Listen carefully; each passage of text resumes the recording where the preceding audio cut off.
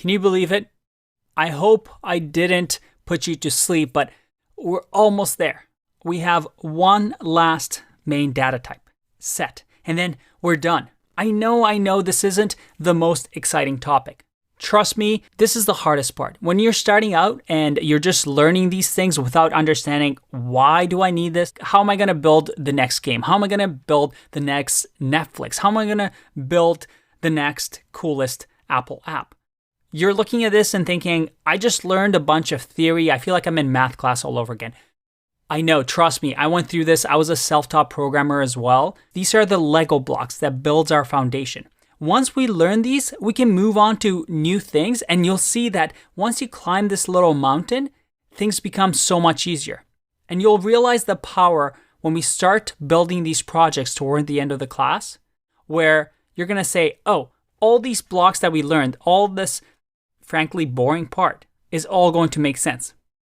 So hang in there. It's supposed to be hard. It's supposed to be tough, but you'll see very soon why this is so powerful and why what we've just learned is going to allow us to build some really awesome things and create some really awesome programs.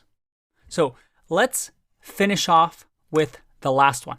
The last data type, the last data structure that we'll see in Python, at least from the main ones. And it's called set. And sets are simply unordered collections of unique objects. Let's have a look. Let's create a my set. And my set we create with curly brackets like a dictionary, but instead of a dictionary, we don't have key value pairs. Instead, we just have values like 1, 2, 3, 4, 5. That's it. That's a set. We just created a set. But remember the definition I gave you. Set is an unordered collection of unique objects. What does that mean? Well, if I print this and say my set, and I click run, I get a set. But if I had, let's say, another 5 in here, and I click run, it only returns the unique sets or unique items. You see, in a set, there's no duplicates. Everything has to be unique. So this 5 just never gets added to a set. For example, you can add things to a set like my set, and then I can say .add and give it a value like 100. And then let's say I do my set.add and then give it 2. If I click run here, I see that I was able to add 100, but 2 wasn't really added because my set already contained that data. It's unordered. I mean, we've created 1, 2, 3, 4, 5 here, but there's no real order to it. There's no bookshelf in our memory space that is right next to each other. These are all over the place in memory, but a set is able to find them because they're all unique. So they're all in just one location in memory. So let me ask you this, and this is going to be a fun little exercise. If I gave you an array, and let's say this array contained, this right here. And I want you to return an array with no duplicates. So I want everything in, let's call it my list. And a programmer has already created this. Okay? And then your task is to create or return a list or a collection that has only unique items. How would you go about converting this into a set?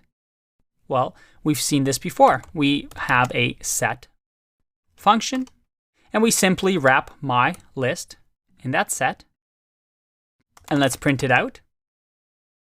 I click run. Check it out. We have formed a new set from a list. And I've removed all duplicate values. When would this be useful? Imagine if we had usernames, right? Or email addresses. We're collecting email addresses on our startup page, but we don't want to have duplicate emails. We might want to convert this, a list of emails, to a set and remove any duplicates so we're not sending emails over and over. So that's really cool. What about this? Let's change this into a set. So let's call it my set. Going to change this into a set. There you go. And then what if I wanted to access my set at index of 0? Set object does not support indexing. Well, again, you can think of it more as a dictionary. In order to access a set, we have to grab by the item that's in it. That's the key to getting the information from memory. The way we would check if something exists is we simply say, hey, is 1 in my set? And we run this, and we get true. We can also do length of my set, and we get 5. Again, nothing too crazy, but 1, 2, 3, 4, 5. Remember, it only counts the unique things because this will never get entered. It's a set. And alternatively, we can also convert this into a list. If I click run here, you'll see that I now have my set as a list. And then we can also do, let's say, my set.copy, and actually copy my set into something, let's say, new or new set. And then this will be completely different or a new copy than this original one. So let's test this out.